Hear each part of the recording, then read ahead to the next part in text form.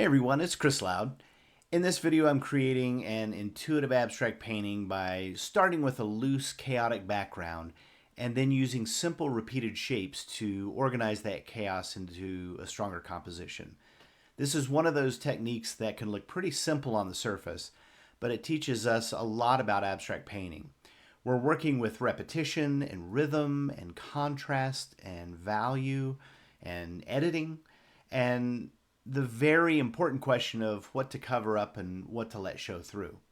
And before we get started, I want to say a quick thank you to Joe, Steve, Nadia, Kathleen, and Lena for the recent coffee and super thanks support. I really do appreciate it. That support genuinely helps keep these videos going. So for this piece, I started by creating an energetic background on a 9 by 12 inch cradled wood panel. And I wasn't worrying too much about really where it was going. At this stage, I wasn't trying to make a finished painting. I was really just trying to get some colors, some movement, and texture onto the surface. And that kind of beginning can be really helpful because it gives us something to respond to. Instead of starting with a perfect plan, we let the first layer create possibilities. And personally, I find it to be so incredibly fun. I used a variety of colors. I used some water-based spray paint several times. I believe I've got a cadmium yellow. Let's see, I think that was an ultramarine blue and titanium white.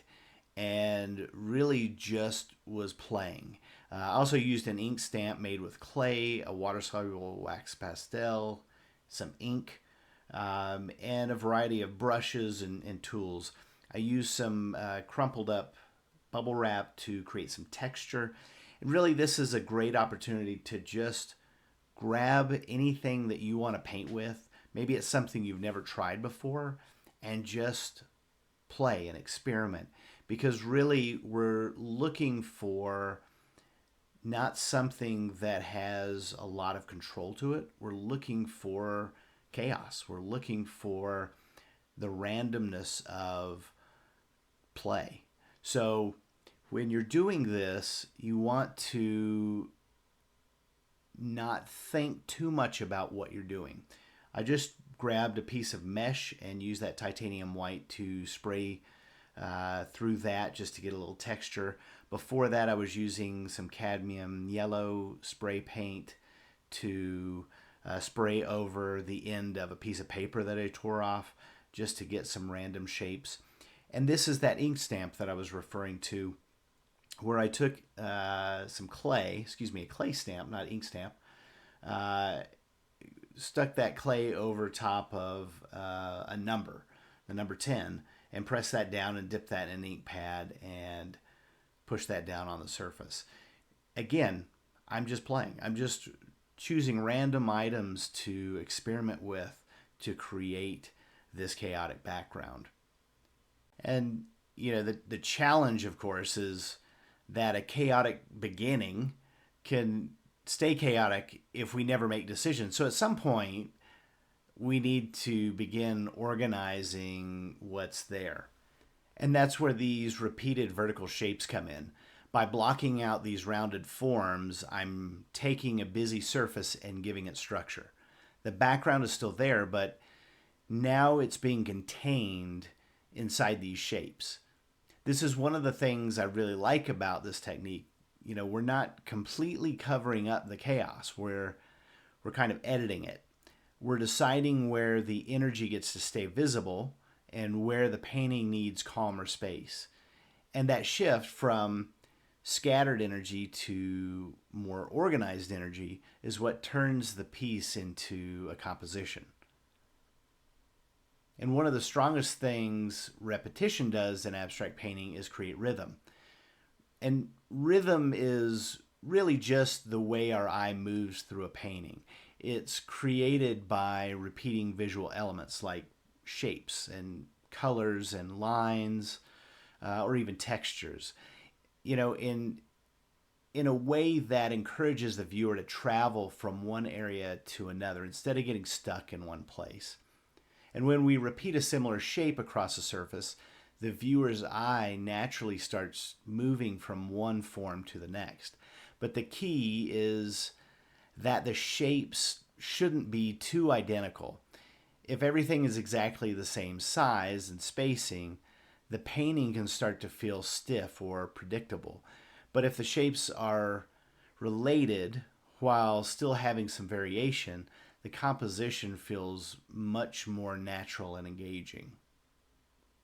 So here, some shapes are wider, some are narrower, some lean slightly, and some hold different amounts of color and texture. And that variation keeps the repetition from becoming too mechanical. Instead, it kind of creates a rhythm that feels more alive, almost like listening to music where there's a repeated beat, but with enough variation to keep it interesting. And a big part of this process is simplification. And I think that's easy to misunderstand. So simplifying a painting doesn't mean making it plain or removing everything interesting. It means deciding what matters most to you in that particular painting. In this piece, the chaotic background had a lot going on. And by simplifying the outer areas and letting the activity live mostly inside the repeated shapes, the painting becomes easier to read. And the viewer has a place to enter the painting. There's rhythm, there's contrast, and there's enough variation to keep things interesting.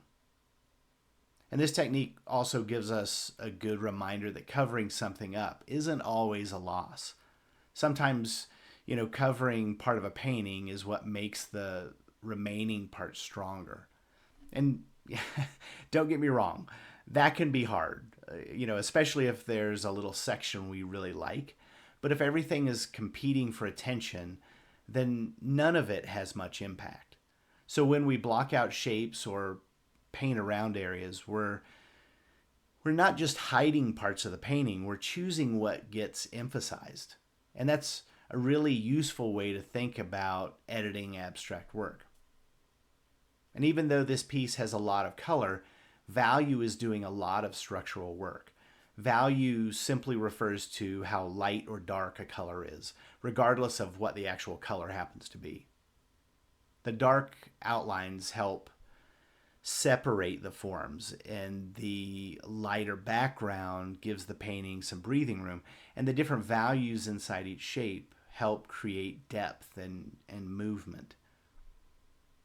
So when we're working with a busy or colorful start like this, value can help us bring order back into the painting.